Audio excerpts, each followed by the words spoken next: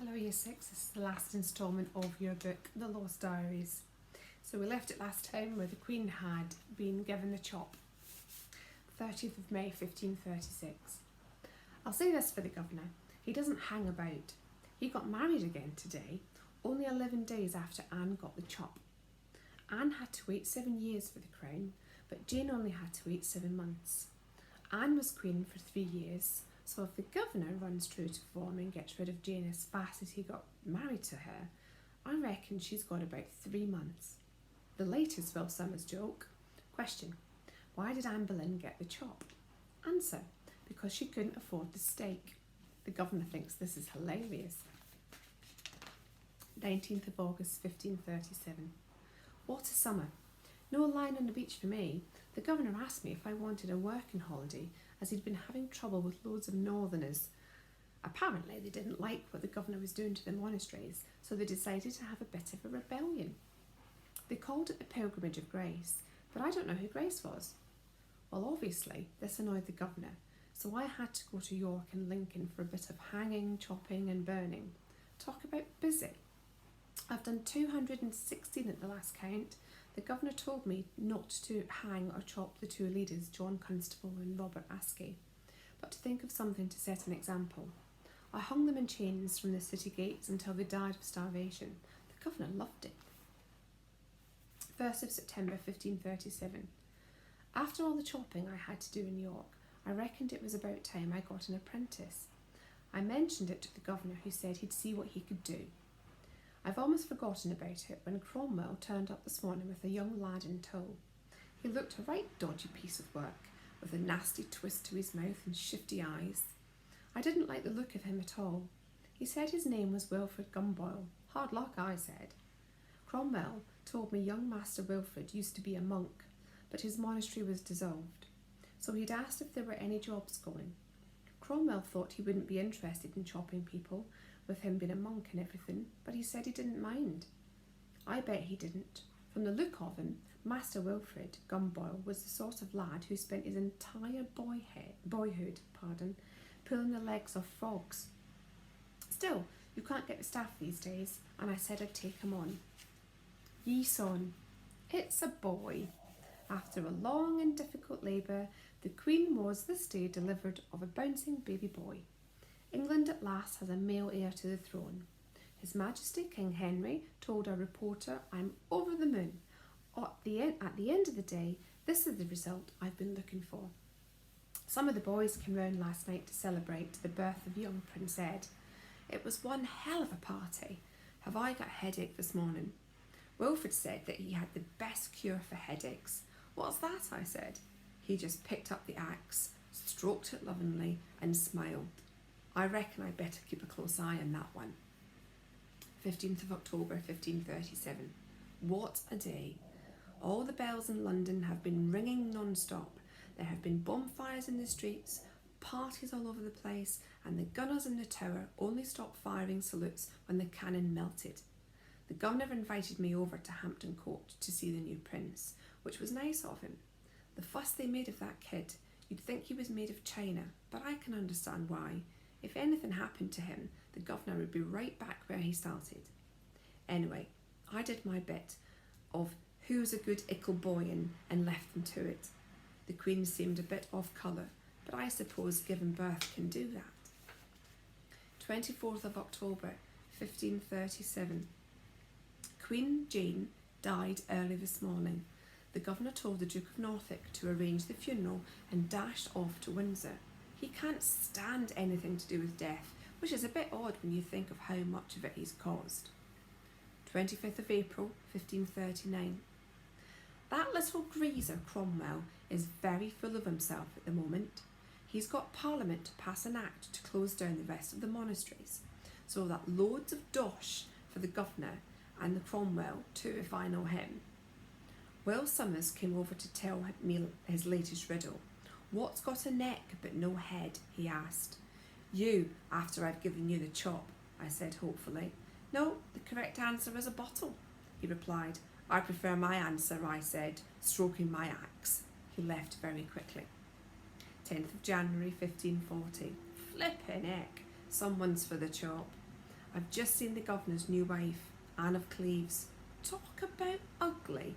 Last time I saw a face like that, it had a ring through its nose. Cromwell sent the painter Hans Holbein to paint a few portraits of continental ladies so that the governor could choose his new queen. Well, I reckon I could have done better myself with a squirrel's tail and a pot of whitewash. Holbein painted 5 different portraits and showed them to the governor. The governor reckoned that Anne of Cleves was the best looking one, so he got Cromwell to sign him up to marry her. Everything was fine until Anne arrived in England and the governor met her. I can assure you, Henry is not happy. If this was beauty, what was ugliness? He's been going round saying, and having seen her, I reckon he's right. He's already calling her the Flanders mare, and the rumour I've heard, well, let's just say I don't think we'll be seeing another royal prince or princess from Queen Anne. The governor's not in a good mood, and he's been blaming Cromwell for the mess. I reckon that I might be seeing Mr. Holbein and Mr. Cromwell very soon. 15th of April, 1540. As Will Somers said, the governor keeps chopping and changing his mind, and his wife's. He popped down this morning, and when I got rid of Wilfred by sending him off to find a left-handed axe, he told me what he was planning. He's going to get rid of Cromwell because Cromwell made him marry Anne of Cleves. He's also going to get a divorce because he's met some woman called Catherine Howard, and he fancies her something rotten. What do you reckon, Chopper? He asked. I said, good idea, Gov. About time you had a change. And you know me, I'm all for beheadings and a funeral. Excuse me. And I'm making my axe especially blunt for Mr. Cromwell. 10th of June, 1540. Cromwell turned up to work this morning as usual to find a warrant for his arrest for treason.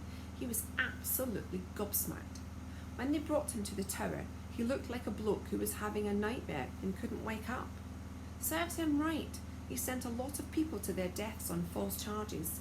Let's see how he likes it. The 11th of July, 1540. Anne has wisely agreed to a divorce. She'd obviously rather lose her crown than her head. In fact, from what I've seen of her, she seems a sensible woman, not a bit like that bubblehead Catherine Howard. 28th of July, 1540. What a day. A wedding and a funeral. I had to wear my best togs for the governor's marriage to Catherine Howard, and then change into leathers and nip back to the Tower Hill for a real treat, taking Cromwell's top off. Apparently he'd written to the governor asking for mercy.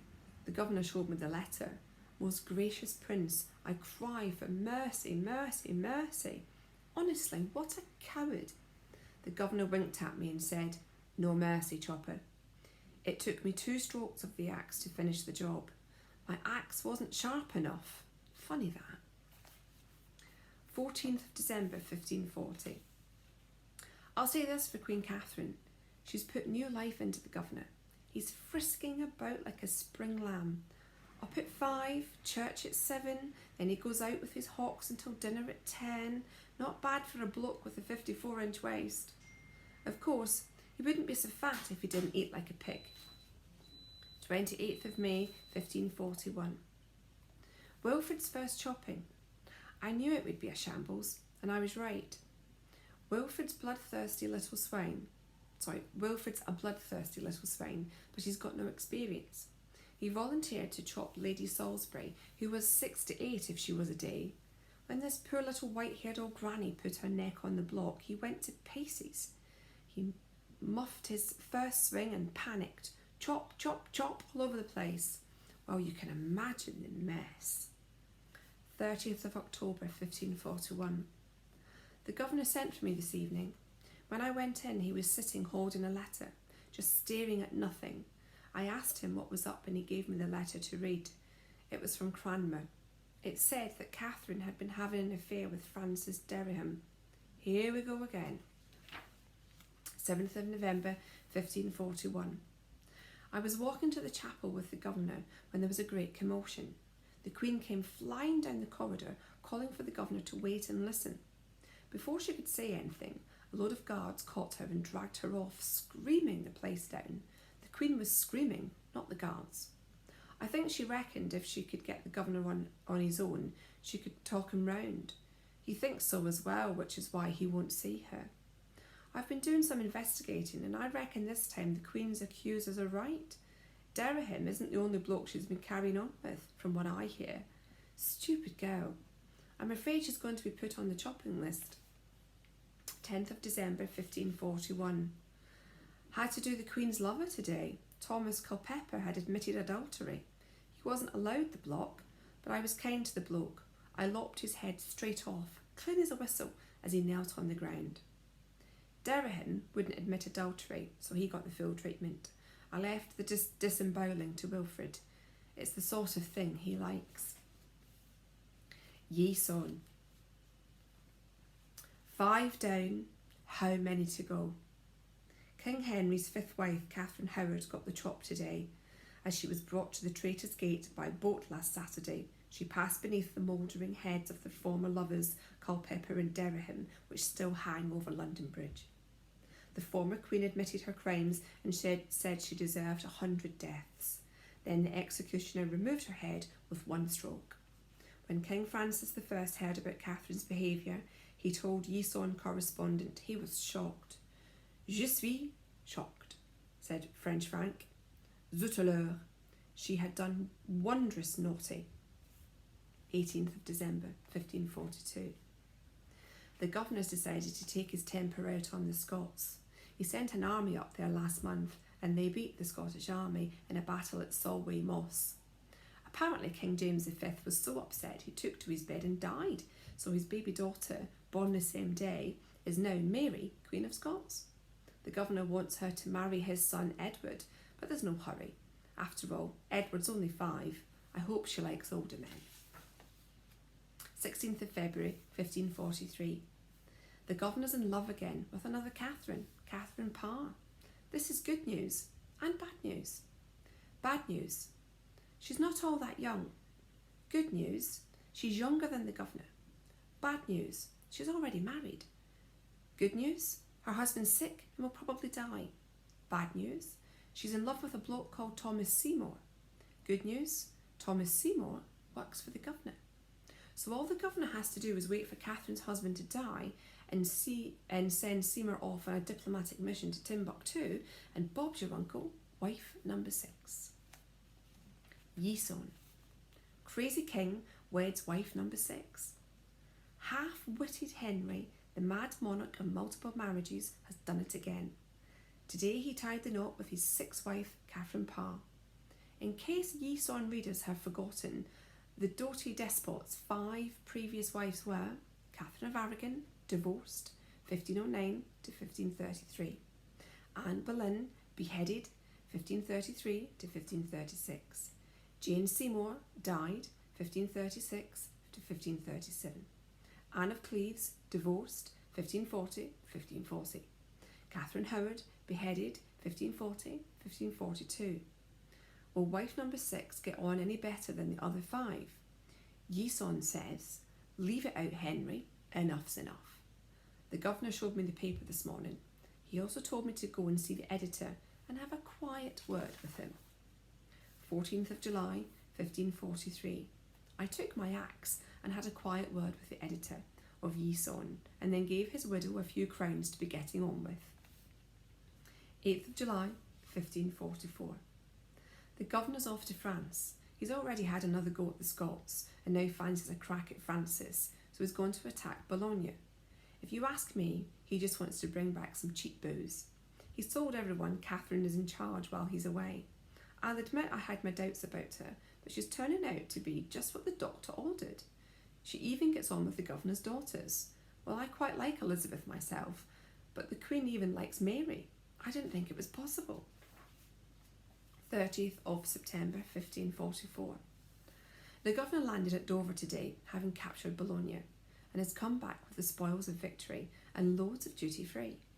The Queen went to meet him, and they really seemed pleased to see each other. Maybe this time the governor has got it right. Ye Son. The Mary Rose, down she goes. The great warship, the Mary Rose, sank yesterday afternoon in Portsmouth Harbour, right before King Henry's eyes. The Mary Rose was part of a fleet of 80 ships gathered to stop a French invasion force. During the morning, the French fleet had been chased off by a great navy, but then tragedy struck. As the Mary Rose returned to Portsmouth Harbour, she suddenly capsized and sank. Nearly all the 500 crew members were drowned, including the Vice Admiral of the fleet, Sir George Carey. It is thought that only 30 survived. Lucky escape. Earlier in the day, the King had dined on board the Mary Rose, but luckily had left the vessel when news of the French fleet's attack reached him. Why did the ship sink? One expert says that there could have been a number of possible reasons. Too many people on board, too many heavy guns, too many people standing on one side of the ship. The King has ordered that a salvage operation to raise the ship should begin. He wants to rescue the ship's guns. Italian contractors have been called in already. Fat chance. I was there and I saw the whole thing. The governor was crying his eyes out and I wasn't so far off crying myself. He'll never get the ship up though. It's one of the biggest he had. It must weigh thousands of tons. I reckon it will still be down there in 400 years. 24th of December 1545.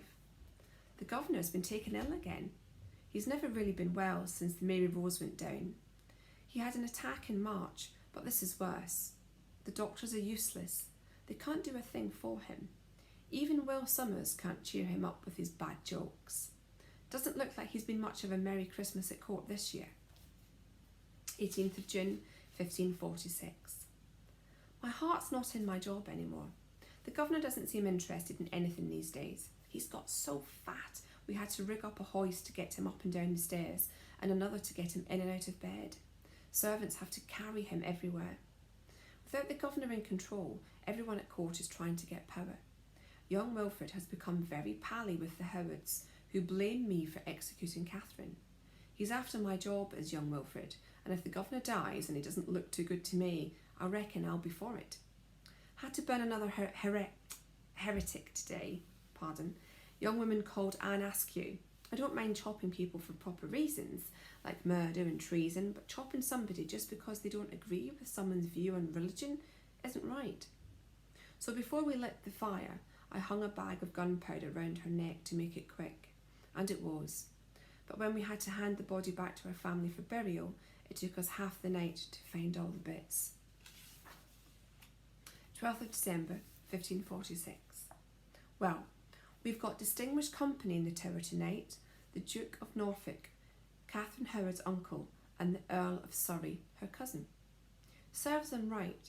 They tried to get rid of the Queen by telling the governor she wanted to turn England into a Protestant country. Luckily, some fool dropped the warrant for her arrest and she found out what was going on. She managed to talk the governor round before she got the chop. I'm looking forward to doing Norfolk and Surrey. I can't think of two blokes who deserve chopping more. 30th of December 1546. The governor made his will tonight and got me to witness it.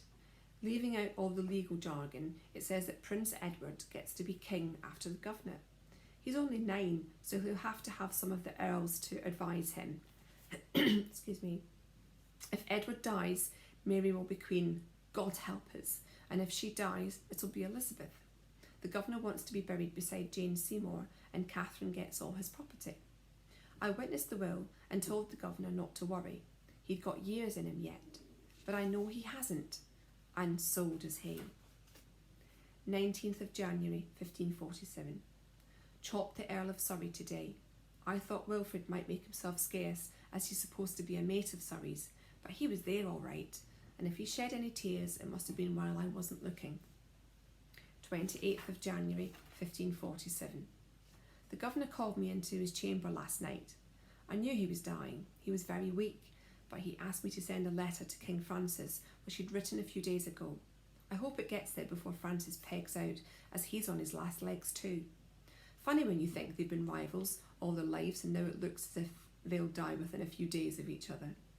Then the governor said, "Do you know why I chose you to be my executioner chopper?" I'd always wondered. He said, "I found out we had the same birthday. We were both born on the 28th of June 1491. Bet you never knew that."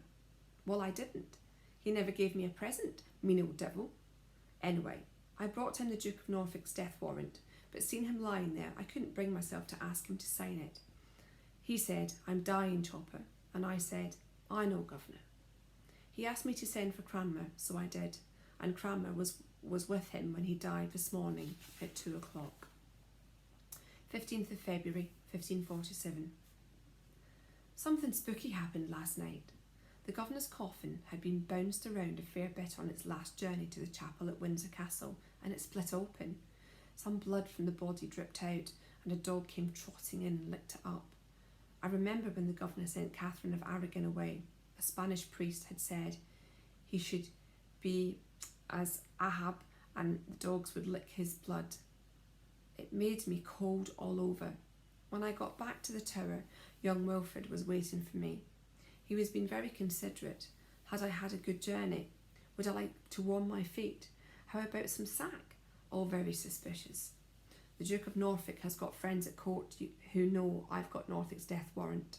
I don't like the way young Wilfred's looking at me. I don't like it at all. This is the last entry in the diaries of Chopper Smith, but when they were found, a small piece of paper was discovered inside one of the notebooks in different handwriting. I have found the master's private diary. It is 1,000 pities I did not discover it sooner, for my Lord of Norfolk would have rewarded me greater to have it put into his hands, but I may still hope to maybe use it to send my master to the block and secure his position for myself. It seems likely from this that the despised Wilfred Gumballs finally got the better of his employer after all. And poor Chopper has been chopped. That's the end of your book. Thank you, Year 6.